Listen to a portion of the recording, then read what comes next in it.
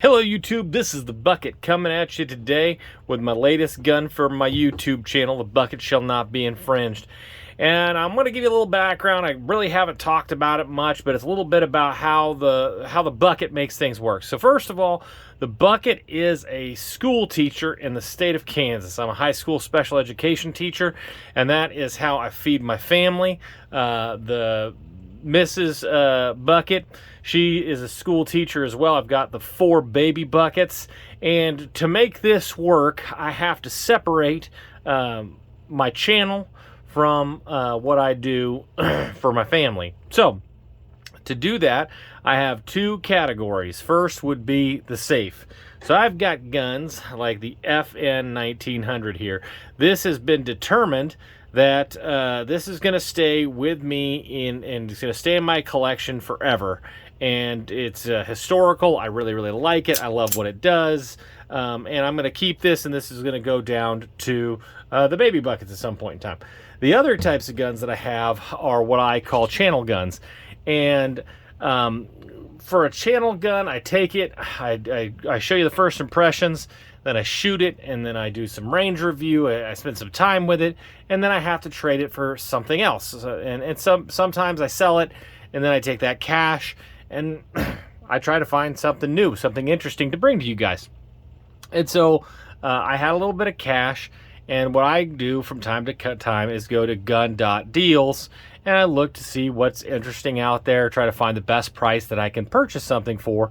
And, you know, if something is really a good price and it's something I haven't done a video on, or maybe I've been really excited about it, I buy it. And sometimes there's just guns that are just way too good of a price, and I just want to bring it to you guys. And that's what this gun is.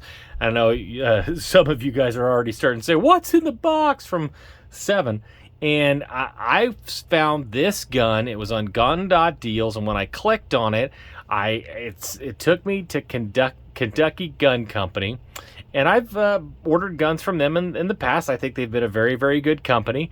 And they had a deal that was just too good. Could not pass it up.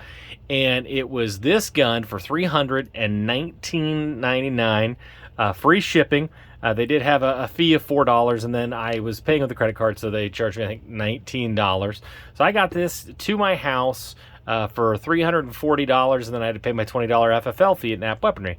And I want to bring it to you because I'm kind of excited to see what you get. And this is from a company called Tisas. And Tisas is a Turkish company. There's 3 major Turkish companies that I've had a chance to work. Well, 3 companies. They're kind of known as the big Turkish companies. I've brought you a bunch from Gerson.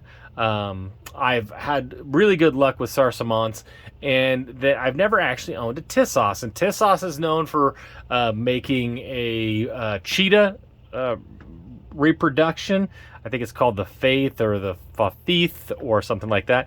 They've made a Browning high power clone, which I have not.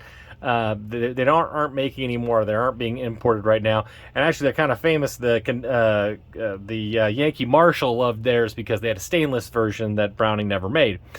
And they've started making a lot of 1911s, and this is the least expensive 1911 that they had. So when you go to Kentucky Gun Company, they actually have like a lot of different options of this, and they all go up from this one. So when you open up this box, this is what you get. You get the manual, you get a cleaning brush, you get a cleaning rod. This came with a receipt, ATF Youth Handy Safety information. Not going to need that. They had already taken out the flag. This is a tool to go ahead and get that barrel bushing off, and it looks like a tool to push out the slide stop, slide release. You get that. It did not come with a gun lock. Sad for me. I don't have a Tisas branded gun lock. Would love one of those. In it, you also do get 2 magazines. These are 8-round magazines. It's hard to tell on this one, but you will see it when I take out the gun. These are 8-round Metgar magazines. How awesome is that? Check it out. Italian goodness right there with the Metgar. Pretty decent little case here. And then you get the gun. Now this was called, and it actually says stamped right on here, Model 1911 A1 Service. That's the name of this particular one. They have a GI model that's actually a little bit more expensive that is in the Parkerization. So let's get this tag off here real quick. Look at this. This was a gift from the UGD. He is known for some classy gifts. I was so lucky to get that. And when you pop this blade out, there is a beautiful sea scene right there. How lucky am I to get such a good friend as the UGD? The bucket loves it. So on here, you're going to get a tag. It says Forged 1911, 45 ACP. That's forged frame and slide. It's a Series 70, so it's not going to be drop safe. Uses standard 1911 magazine, and it's hardened before machining. Hoo-hoo, that's pretty exciting. Says the same thing on the back. I'm going to keep that. I like to keep everything that I get. So, a couple of things that you'll see when you get this particular firearm is it comes with plastic grips. It is not an extended safety. It is not an extended beaver tail, but also there is not a rounded mainspring housing, and the hammer is a wide 1911 style hammer. So the good people at Tisas, the good men and women of Turkey, apparently don't know the difference between a 1911 and a 1911 A1.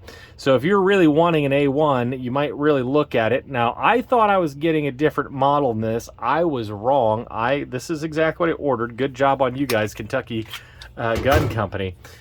I will tell you that I might not have ever felt a stiffer 1911 right out of the box. It doesn't feel bad. It's just, it is tight. And this hammer spring is good.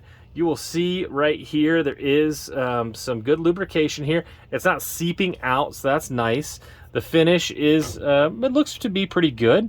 I don't know how long this would last, but everything seems to be operating the way that you would want for the gun to operate.